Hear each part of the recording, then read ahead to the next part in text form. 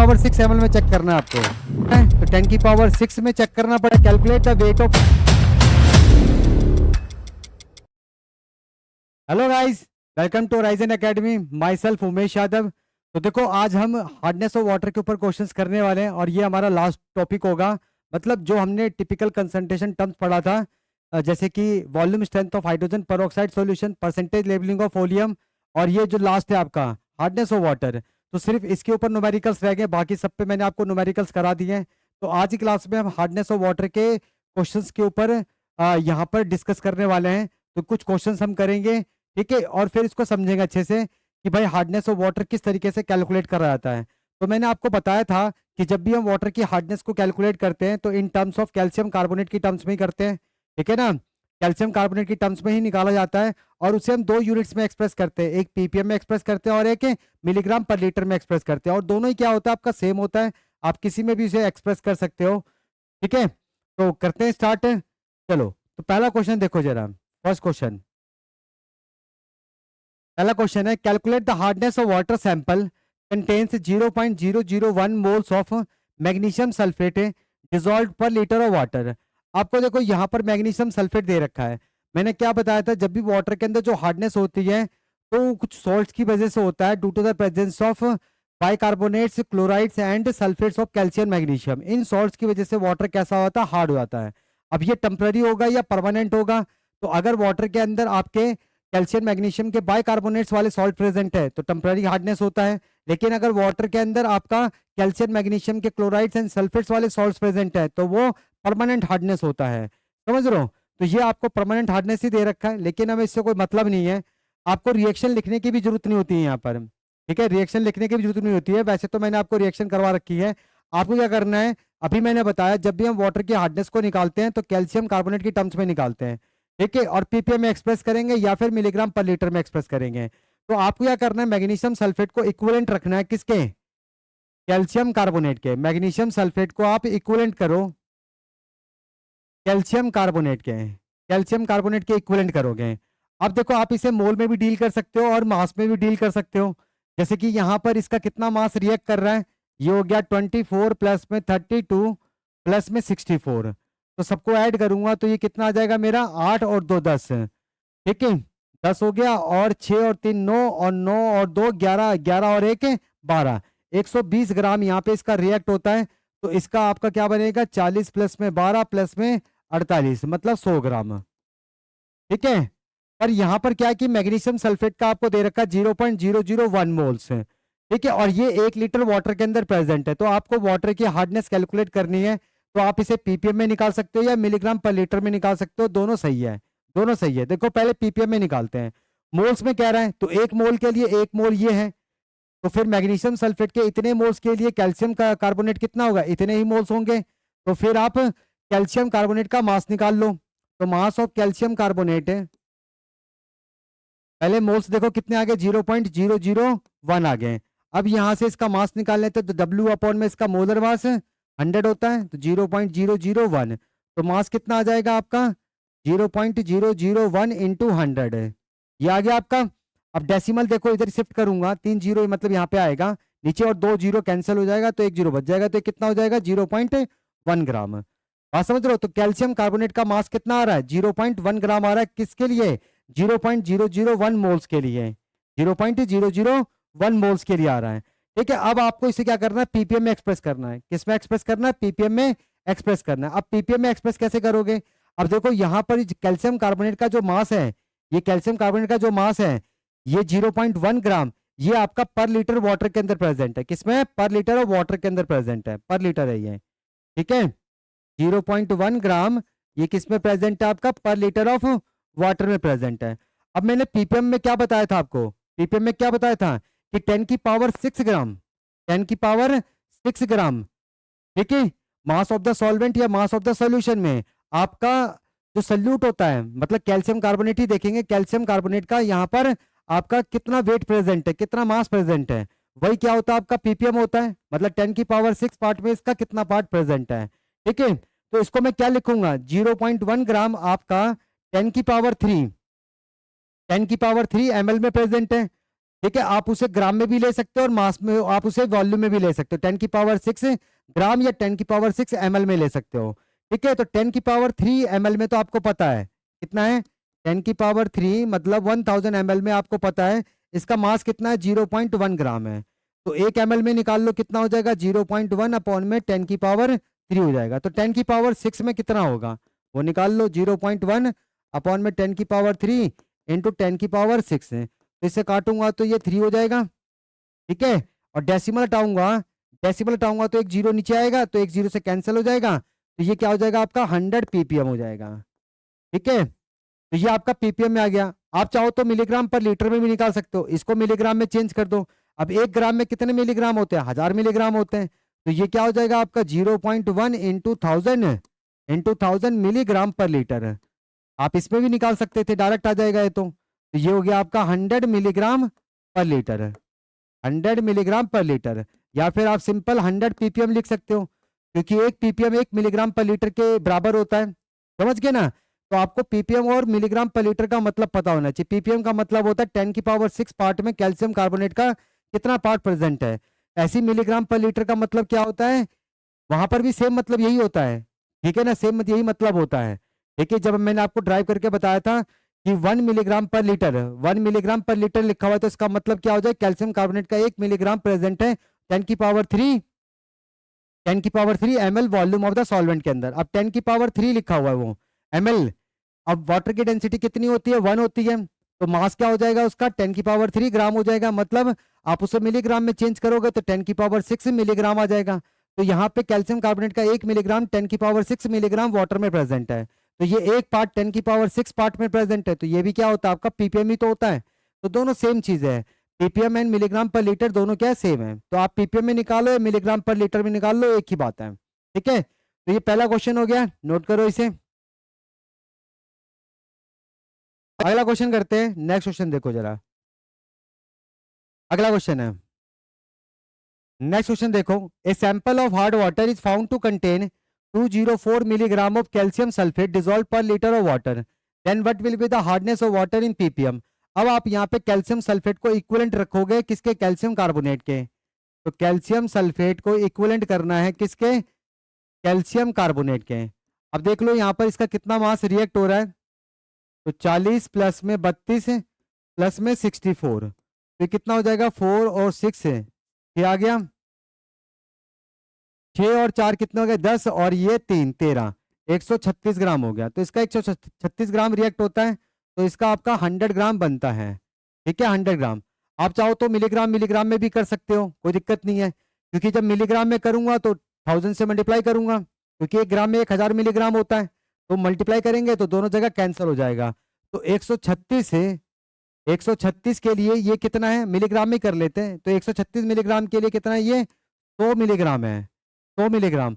तो एक के लिए निकाल लो तो क्या आ जाएगा आपका 100 अपॉन में 136 है, और आपको 204 मिलीग्राम के लिए पता करना है, तो 204 के लिए क्या हो जाएगा 100 अपॉन में 136 इंटू 204। अब इसे सॉल्व कर लो जरा।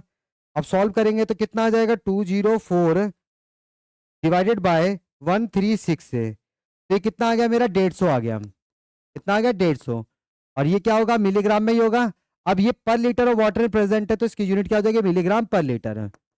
बात समझ रहे हो? तो ये आपका मिलीग्राम पर लीटर में आ गया, और यही क्या इसका हार्डनेस ऑफ वाटर है ppm के अंदर, क्योंकि मिलीग्राम पर लीटर या पे ppm दोनों एक ही होता है, तो इसकी हार्डनेस क्या हो जाएगी 150 ppm, 150 ppm।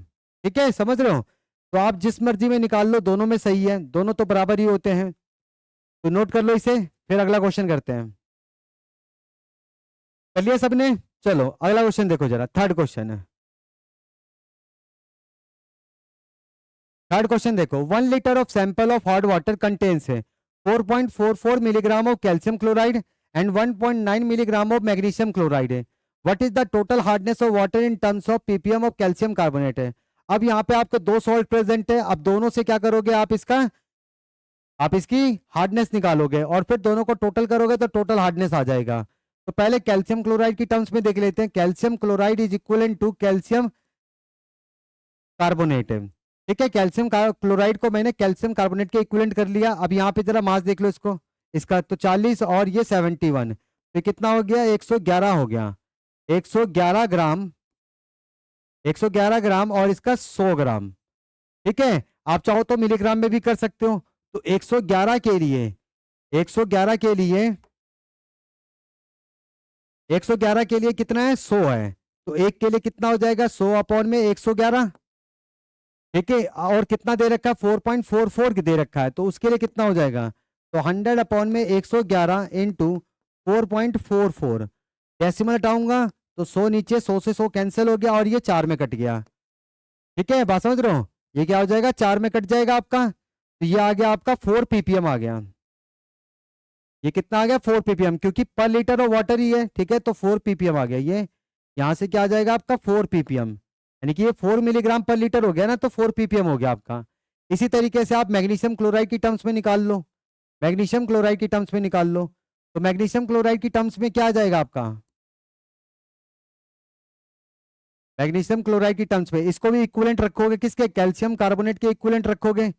अब इसका यहाँ पे मोलर मास निकालो, तो ये क्या हो जाएगा, 24 और 71, तो ये कितना हो गया, 5 हो गया, 5 है, और ये कितना हो गया, 9 है, 95 हो गया।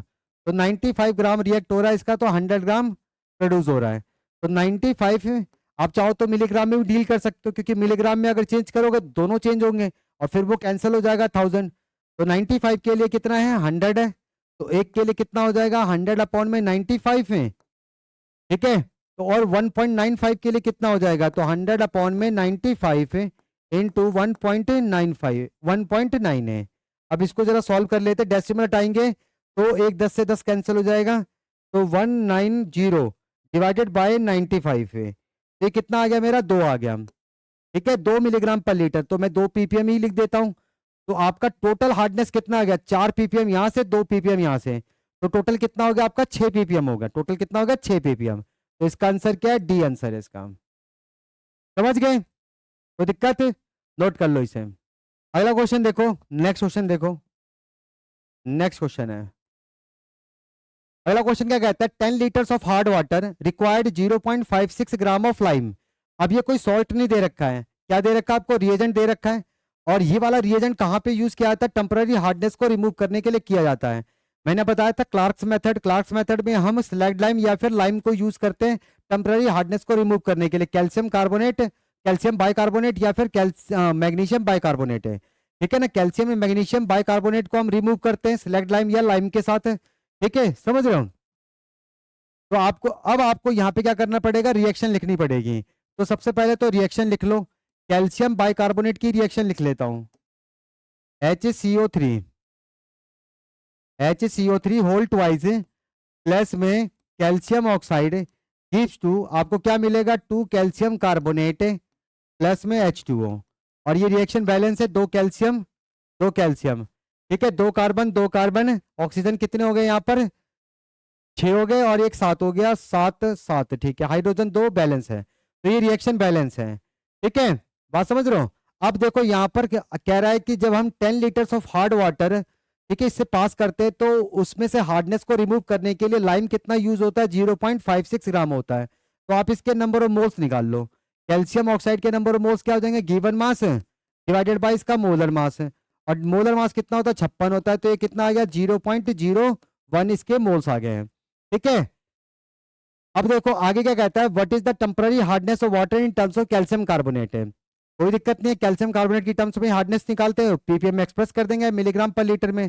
तो 1 मोल के लिए 2 मोल है, 1 मोल के लिए 2 मोल। अब कैल्शियम ऑक्साइड के कितने मोल्स रिक्वायर्ड होते हैं 10 लीटर ऑफ वाटर को रिमूव करने, 10 लीटर ऑफ वाटर में से हार्डनेस को रिमूव करने के लिए कितना होता है, 0.01 मोल्स रिक्वायर्ड होते हैं। तो कैल्शियम कार्बोनेट के मोल्स कितने हो जाएंगे, कैल्शियम कार्बोनेट के मोल्स कितने हो जाएंगे, 2 इंटू 0.01 हो जाएंगे। तो ये कितना आ जाएगा, 0.02 मोल्स आ जाएंगे। ठीक है, अब यहां से इसका मास निकाल लो, तो मास क्या हो जाएगा, W is equal to 0.02 into 100। ठीक है, तो ये कितना आ गया आपका, 2 ग्राम आ गया, कितना आ गया, 2 ग्राम। ठीक है, अब आप इसे पीपीएम में एक्सप्रेस करो, या मिलीग्राम पर लीटर में कर सकते हो या पीपीएम में एक्सप्रेस कर सकते हो। पर याद रखना, ये जो 2 ग्राम है कैल्शियम कार्बोनेट के, ये आपके 10 लीटर्स ऑफ वाटर के अंदर है। किसमें, 10 लीटर्स ऑफ वाटर। तो आप 1 लीटर में पता कर लो भाई, 10 लीटर में कितने हैं, जिसमें मर्जी निकाल लो, मैं मिलीग्राम पर लीटर में निकाल रहा हूँ। तो 10 लीटर्स में कितने ये 10 लीटर्स में कितने 2 ग्राम है, तो 1 लीटर में कितना हो जाएगा 2/10 हो जाएगा, मतलब 0.2 ग्राम हो जाएगा।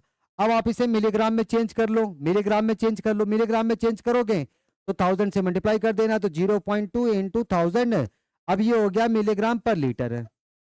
आप चाहो तो पीपीएम में भी निकाल सकते हो, पर पीपीएम में जब निकालोगे तो आपको 10 की पावर 6 में निकालना पड़ेगा, 10 की पावर 6 ml में। और आपको कितने में दे रखा है ये 10 लीटर्स, 10 लीटर्स का मतलब 1 लीटर मतलब 1000 ml।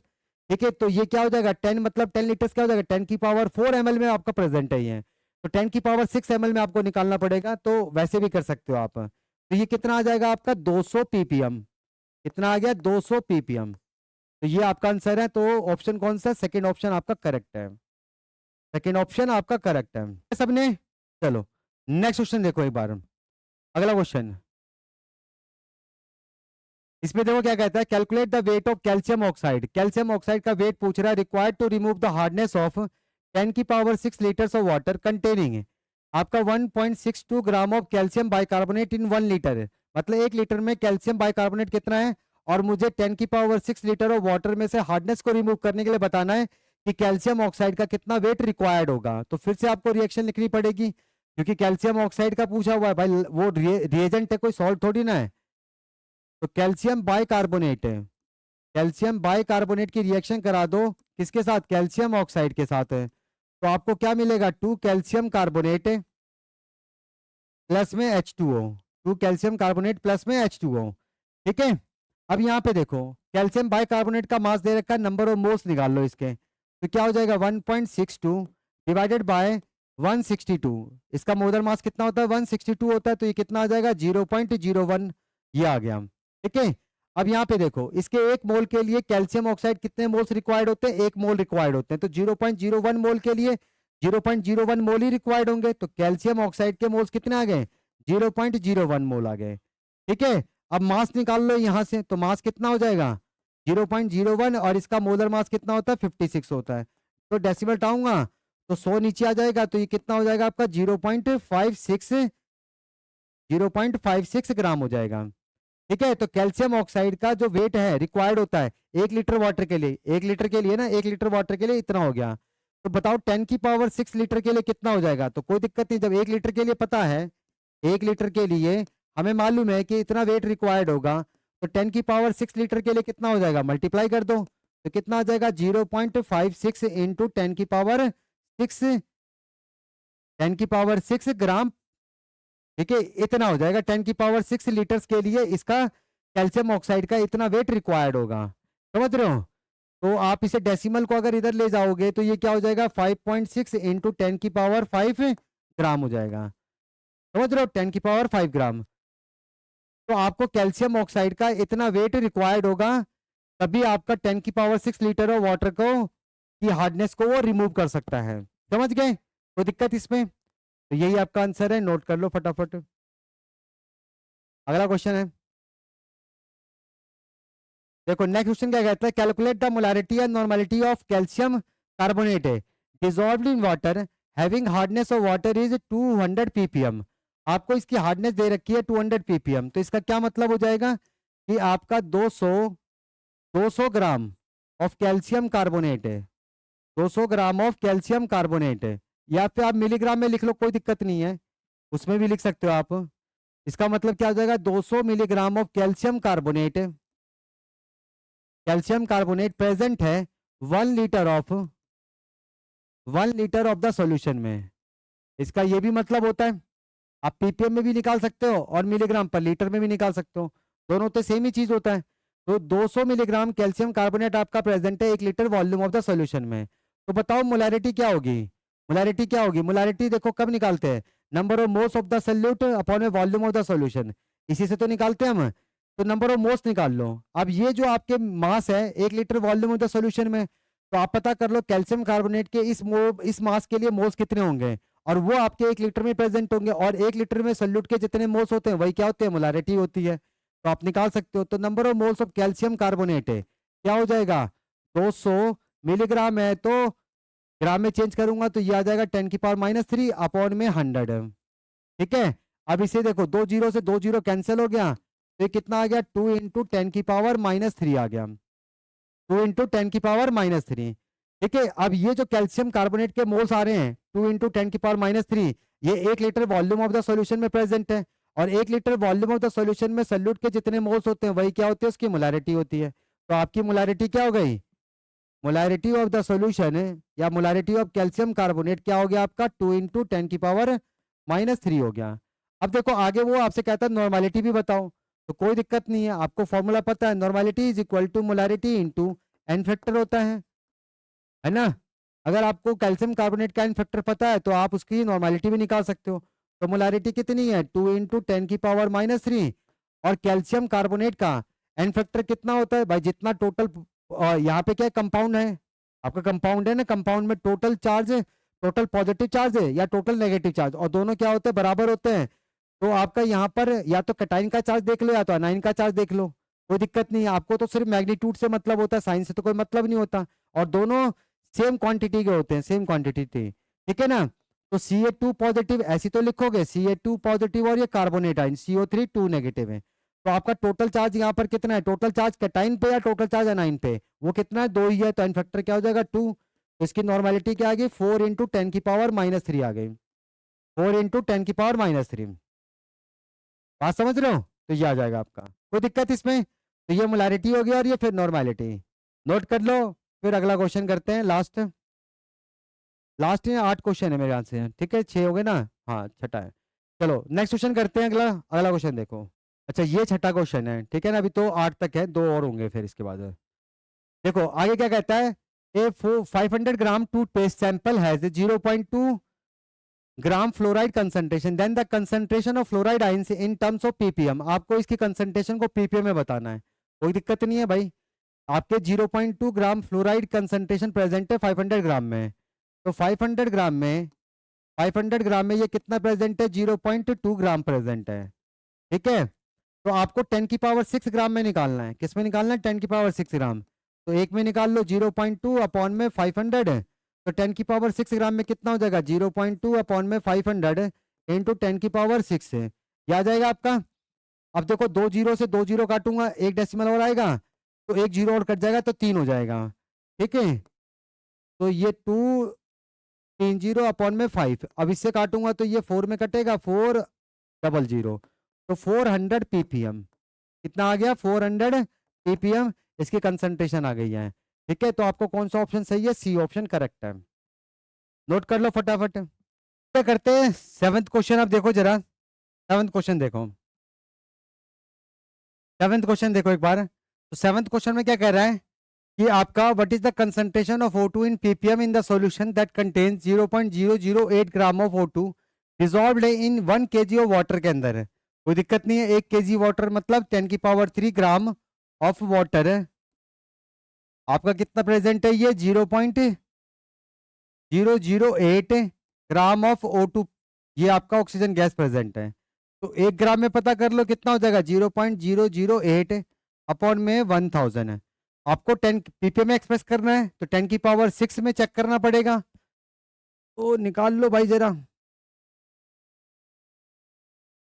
इंटू 10⁻6 है। अब डेसिमल हटाऊंगा 10⁻3 और आ जाएगा, अब ये कैंसिल हुआ तो कितना हो गया 8 ppm, ठीक है। तो इसका आंसर क्या हो गया सी ऑप्शन 8 ppm, नोट कर लो। और फिर लास्ट क्वेश्चन करते हैं 8th क्वेश्चन, 8th क्वेश्चन 8वां क्वेश्चन देखो, लास्ट क्वेश्चन है आपका, इसको कर लेते हैं फिर आपका हार्डनेस ऑफ वाटर पूरा कंप्लीट हो जाएगा, मतलब कंसंट्रेशन हो गया पूरा, ठीक है। जो नॉर्मल कंसंट्रेशन टर्म्स है वो पूरा हो गया आपका। फिर उसके बाद टिपिकल कंसंट्रेशन टर्म्स वो भी मैंने करा दिया, क्वेश्चंस भी हो गए सारे। अब नेक्स्ट क्लास में हम क्या स्टार्ट करेंगे स्टोइकोमेट्री, क्या करेंगे स्टोइकोमेट्री, ठीक है ना। चलो फटाफट इसे करते हैं। तो what is the concentration of the solution in PPM निकालना है, CO2 गैस का मास दे रखा है और वो 100 ml में है, 100 ml में 10⁻6 ml में चेक करना है आपको। तो 100 ml में आपका ये कितना प्रेजेंट है 5.0 इंटू 10⁻⁻5 है, तो 1 ml में कितना आ जाएगा 5.0 इंटू 10⁻⁻5 अपॉन में 100 है, तो 10⁻6 में निकाल लो। तो 5.0 इंटू 10⁻⁻5 अपॉन में 100 इंटू 10⁻6 में निकालना है, तो ये कितना हो जाएगा आपका ये मैं 5 ही लिख देता हूँ, 5 इंटू ये 10 हो गया अपॉन में 100 है, तो एक जीरो से एक जीरो कैंसिल हो गया, 0 पॉइंट कितना आ गया 5 आ गया। तो इसकी कंसंट्रेशन पीपीएम में कितनी आएगी 0.5 आ जाएगी, तो सी ऑप्शन आपका करेक्ट है। समझ रहे हो? तो ये थे आपके हार्डनेस के ऊपर क्वेश्चन से। पहले मैंने हार्डनेस ऑफ वाटर के ऊपर क्वेश्चंस कराए थे और फिर उसके बाद पीपीएम के ऊपर क्वेश्चंस कराए कि आप कंसंट्रेशन को पीपीएम में कैसे एक्सप्रेस कर सकते हो, कंसंट्रेशन को पीपीएम में कैसे एक्सप्रेस कर सकते हो। तो इन सभी के ऊपर क्वेश्चंस हो चुके हैं। ठीक है, तो आज की क्लास में हम इतना ही कर रहे हैं। तो अभी हमारा पूरा कंप्लीट हो चुका है। तो नेक्स्ट क्लास में क्या स्टार्ट करेंगे, स्टोइकियोमेट्री स्टार्ट करेंगे और फिर उसके ऊपर बेसिस पे क्वेश्चन साथ साथ में करते करते रहेंगे। ठीक है, तो आज की क्लास में सिर्फ इतना है, मिलते हैं नेक्स्ट क्लास में। Good bye.